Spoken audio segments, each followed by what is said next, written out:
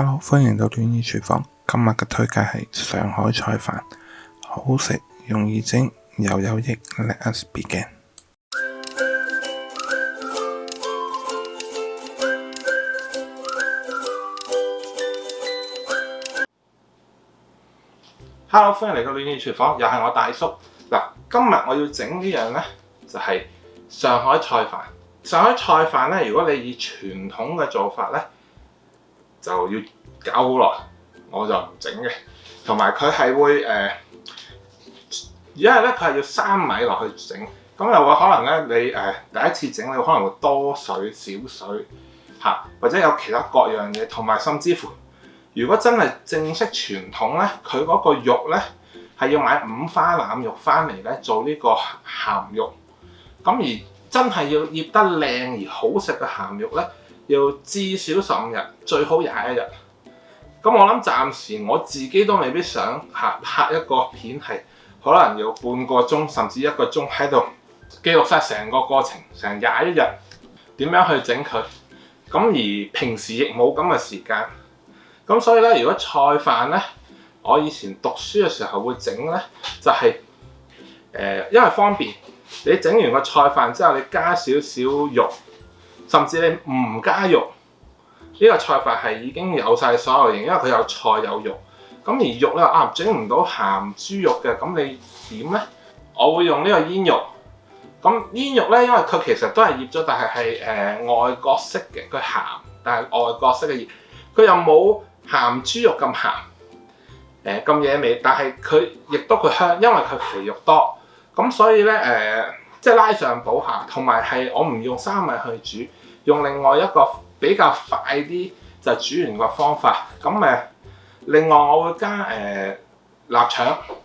咁呢個咧好多都會有㗎。其實好多屋企煮嘅上海菜飯咧都會有加入呢個臘腸，因為就亦都係啦比較方便，就因為你去成日整一個鹹豬肉咧係真係唔係咁多人會去整。除非你係喺屋企真係好得閒冇嘢做嚇，如果唔係咧加臘腸啊，加煙肉呢啲係最方便嘅方法。而點樣煮個菜又唔使話要分款啊、醃啊各樣，而又好快又整到一個好味嘅菜飯咧。喺我講點樣煮之前，阻你5秒鐘時間。如果你第一次睇我頻道或者睇我頻道仲未訂閱嘅話，麻煩你俾個 like 我，訂閱我頻道，撳個鐘仔。咁我下次煮嘢食嘅時候你就唔會錯過啦。而家即刻嚟睇下究竟呢個上海菜飯有幾咁容易整。Let us begin。嗱，首先咧就洗啲米啦，要煮啦。咁我咧就用臘腸啦，我就擺落個飯嘅。一來啦就個飯有嗰個臘腸嗰啲香味，二來咧就個臘腸嗰啲咧就會冇咁鹹。跟住咧就洗個青江菜。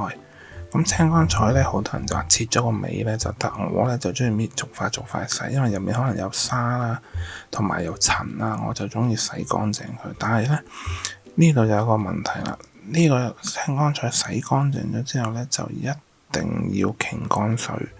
如果唔係咧，太多水分咧，一陣就會炒嗰個即係整個菜飯咧就會有問題嘅。所以咧你傾乾晒水啦，跟住咧就切細嚿。你話喂，我中意食菜飯係大嚿嘅都得，只不過咧我切細嚿咧就等嘅時間冇咁耐。如果大嚿嘅話咧，可能要等多5-6分鐘嘅。切細片嘅咧，切好之後咧就揾個兜裝起佢，跟住咧就落鹽，落2茶匙鹽，咁咧就去醃佢就10分鐘。原理咧就係等佢個菜腍，但係有綠，咁一陣炒咧就唔會話炒到黃。咁加上咧你整腍咗佢咧，你用啲鹽去醃咧，個菜本身就已經有味，同埋個菜下面咧會有啲菜汁係好甜嘅個菜汁。咁你唔好倒啊，個菜汁就係個精華嚟㗎嚇。咁呢個咧就係可以令到咧你唔使去同個飯一齊煮，一陣又話唔知幾多水，一陣又話少水咁樣，但係咧又可以整到個上海菜飯個味同香味出嚟。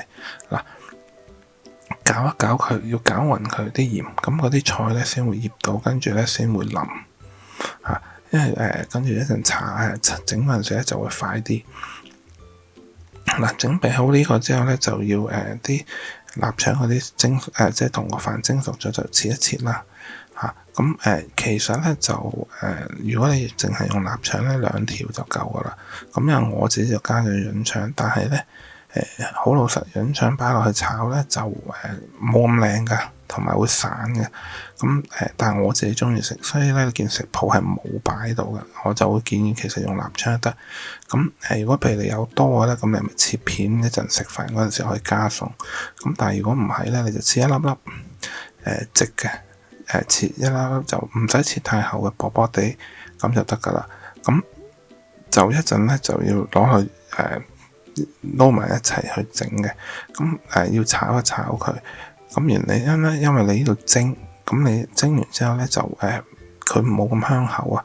一陣炒一炒咧會香口好多啦。跟住啲煙肉咧就要切幼條。咁咧就一來快熟。二來咧就你撈落個飯度咧就會好好多。準備功夫做好咧，一陣就要起鑊，熱咗隻鑊之後咧就擺啲煙肉落去，唔使加油，記住係唔好加油，因為佢本身好多油啊。咁咧你就攤佢喺度，就唔好成日去翻佢。如果唔係咧，佢唔會唔會變焦黃色噶，個香味出唔到嚟嘅。咁你攤一陣。咁20-30秒之後，你先去翻一翻咁就將佢變咗金黃色咧，你就可以開始落臘腸，跟住之後落菜嗰啲落去嗱。因為你偏咗嗰個豬油出嚟咧，咁香，咁嗰個煙肉咧，佢又脆脆地咁樣已經煎香咗啦，咁就會好。跟住煙肉整好啦，跟住就落臘腸嗰啲，我都講咗啦。